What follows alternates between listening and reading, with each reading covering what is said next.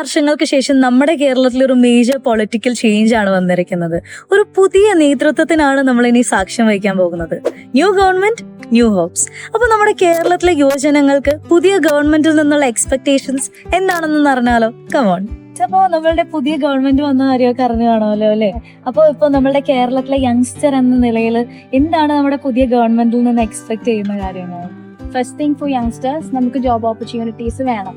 നമ്മളുടെ ഇവിടുത്തെ യുവാക്കള് പലരും എബ്രോഡ് പോയി പഠിക്കാൻ കാരണം ഇവിടെ നമ്മൾക്ക് നാട്ടിൽ ജോലി ഇല്ല എന്ന് പറയുന്നത്. പഠിക്കാൻ താല്പര്യമുള്ളവർ പോയി പഠിക്കുന്നത് നല്ലതാണ്, പക്ഷേ അല്ലാതെ നമ്മുടെ നാട്ടിൽ ജോലി ഇല്ല അല്ലെങ്കിൽ നമ്മുടെ നാട്ടിലെ അവസ്ഥ ഇതാണ് എന്ന് പറഞ്ഞു പോകുന്ന ആ ഒരു സിറ്റുവേഷൻ ഒഴിവാക്കാൻ ശ്രമിക്കുക നമ്മൾ. അപ്പോൾ അതിനുവേണ്ടി കുറച്ച് കാര്യങ്ങൾ ചെയ്യണം. നമുക്ക് തൊഴിലവസരങ്ങൾ കൂട്ടിക്കൊടുക്കണം. അതുപോലെ തന്നെ പഠിച്ചുകൊണ്ടിരിക്കുന്ന സ്റ്റുഡൻസ് അവർ ഏറ്റവും കൂടുതൽ ഡിപ്പെൻഡ് ചെയ്യുന്നിരിക്കുന്ന സ്കോളർഷിപ്സ് ഒക്കെ ആയിരിക്കും. അപ്പോൾ അത് അപേക്ഷിച്ച് കഴിഞ്ഞിട്ടുണ്ടെങ്കിൽ എത്രയും പെട്ടെന്ന് അല്ലെങ്കിൽ വിതിൻ ഒരു മന്ത് അല്ലെങ്കിൽ 2 months അത് കുട്ടികൾക്ക് കിട്ടിയാൽ നല്ലതായിരിക്കും. ശരിയാണ്. Thank you so much. Car modification കൊണ്ടുവരുമെന്ന് പറഞ്ഞിട്ടുണ്ട്.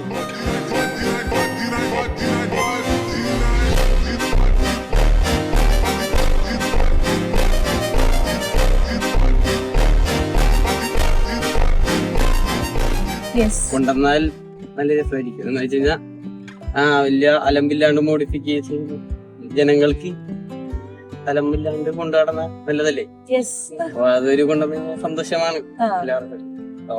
പിന്നെ ആൾക്കാർക്കാണെങ്കിലും അത് കേരളത്തിലാണ് കൂടുതൽ ആൾക്കാർക്ക് താല്പര്യം. അത് കൊണ്ടുവരുന്ന തന്നെയാണ് പ്രതീക്ഷ. Thank you so much. എനിക്ക് അൺഎംപ്ലോയ്മെന്റ് എന്ന് വെച്ചാല് കേരളത്തിൽ കുറെ യങ്സ്റ്റേഴ്സ് ഉണ്ട്. അവർക്ക് വലിയ കാര്യം വെച്ചാൽ സ്കിൽഡ് ആണ്, ഹൈലി ടാലന്റഡ് ആണ്, നോളജ് ആൻഡ് എഡ്യൂക്കേഷൻ ഉണ്ട്. പക്ഷെ ഡിമാൻഡ് ഇല്ല, അവർക്ക് ജോബ് സപ്ലൈ ഒന്നുമില്ല, ഫുൾ ആണ്. വേറെ നാട്ടിൽ പോയി ജോലി എടുക്കേണ്ടി തന്നെയാണ്.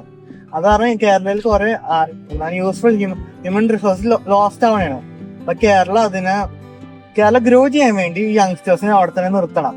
അപ്പൊ അത് ഫോക്കസ് ചെയ്യാനാണ് ഞാൻ പറയുന്നത്. First phase, second phase, third phase ആകുമ്പോഴേക്കും നമുക്ക് ടൂറിസം കൊണ്ടുവരാം. നിങ്ങൾ മംഗലാപുരത്ത് നിന്ന് ഇന്ന് ഉച്ചയ്ക്ക് കയറിയാൽ നാളെ ഉച്ചയ്ക്ക് മുമ്പ് നിങ്ങൾ തിരുവനന്തപുരത്ത് എത്തിയാൽ പോരെ. അല്ലെങ്കിൽ പോകുന്ന വഴിക്ക് ഏതെങ്കിലും ഒരു പോർട്ടിൽ ഇറക്കി, നിങ്ങൾ കൊച്ചിയിൽ ഇറക്കി, നിങ്ങൾ മൂന്നാറിലേക്ക് പോകാമല്ലോ. നമുക്ക് അത് പ്രൈവറ്റ് സെക്ടറിന് കൊടുക്കാം. നമുക്ക് എന്തുമാത്രം പൈസ ലാഭം ഉണ്ടാവും. നമ്മുടെ റോഡ് ഫ്രീ ആവും, നമ്മുടെ ടൂറിസം ഡെവലപ്പ് ചെയ്യും. ഒരുപാട് സാധ്യതകൾ വരും. സിംഗപ്പൂർ, ദുബായ്, സിയാറ്റിൽ ഇതെല്ലാം പോർട്ട് സിറ്റികളാണ്. കേരളം അതുപോലെ വലിയൊരു പോർട്ട് സിറ്റിയായി മാറും. എനിക്ക് സ്പോർട്സ് കുറച്ചുകൂടി ഡെവലപ്പ് ആവാനാണ് ആഗ്രഹം.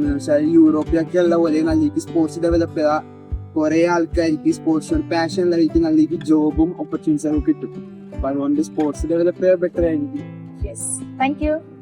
തൊഴിലില്ലായ്മ പ്രശ്നമാണ്. ഇപ്പോ PSC ആണെങ്കിലും അവർക്ക് പിൻവാതിരി വഴി വേറെ ആളുകൾക്ക് തൊഴിൽ കിട്ടുന്നു, പഠിച്ച ആൾക്കാർക്കില്ല. അങ്ങനെയുള്ള പ്രശ്നങ്ങൾ.